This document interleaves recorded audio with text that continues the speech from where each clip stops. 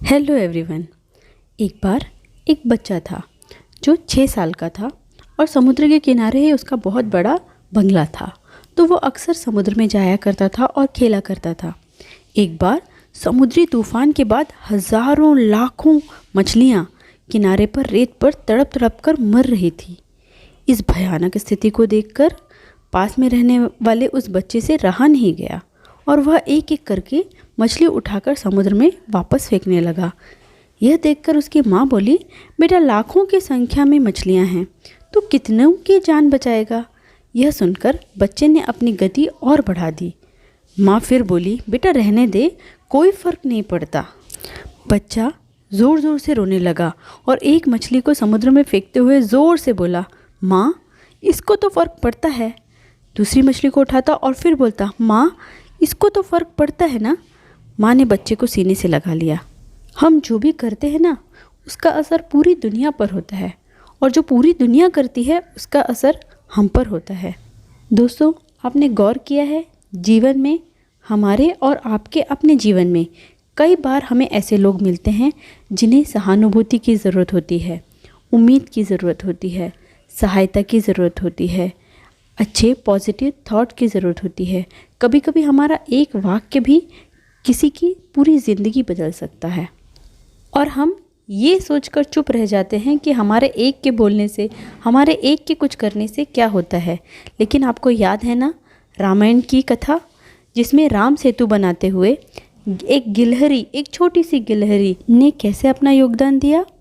माता सीता का हरण होने के बाद भगवान राम को लंका तक पहुंचने के लिए उनकी वानर सेना जंगल को लंका से जोड़ने के लिए समुद्र के ऊपर पुल बनाने के काम में लग जाती है।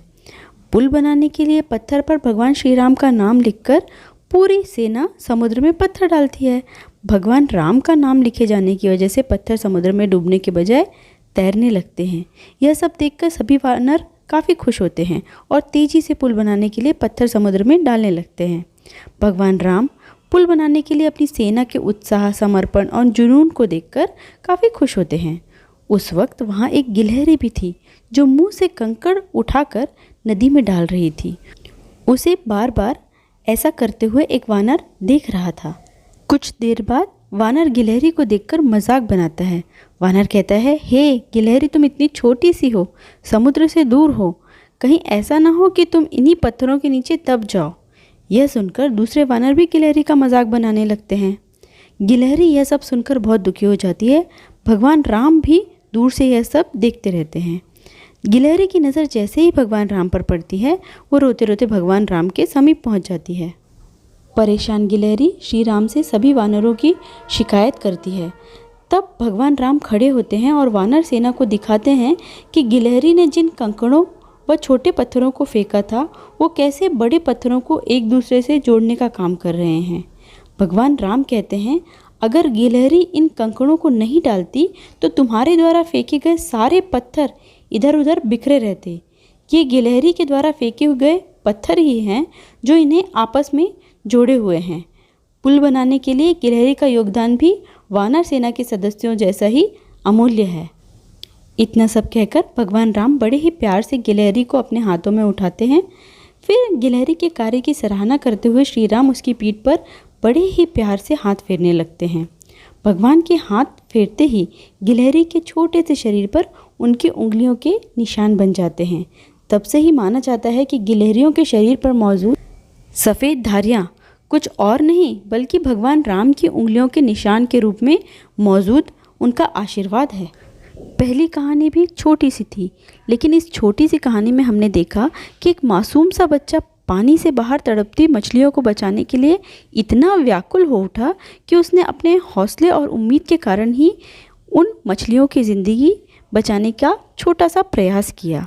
और उसकी यह पहल बेशक लाखों मछलियों को न बचा पाई हो, पर उसकी वजह से किसी की तो ज़िंदगी बच गई। इसलिए हो सके तो हमेशा दूसरों को हौसला और उम्मीद देने की कोशिश करें, क्योंकि न जाने कब आपकी वजह से किसी की ज़िंदगी बदल जाए या ज़िंदगी बच जाए। क्योंकि आपको तो कोई फ़र्क नहीं पड़ेगा, पर उसको तो फ़र्क पड़ता है ना। आपके विचार, आपके व्यवहार और आपकी बातें, आपके वाक्य न केवल आप पर बल्कि पूरे समाज पर, पूरे संसार में किसी एक व्यक्ति पर नहीं, सभी पर प्रभाव डालते हैं। इसलिए इनका चुनाव बहुत ध्यान से कीजिए। हमेशा पॉजिटिव रहिए, पॉजिटिव बोलिए और पॉजिटिव व्यवहार कीजिए। मिलती हूँ एक नए वीडियो के साथ। तब तक के लिए खुश रहिए और दूसरों में भी खुशियाँ बांटिए।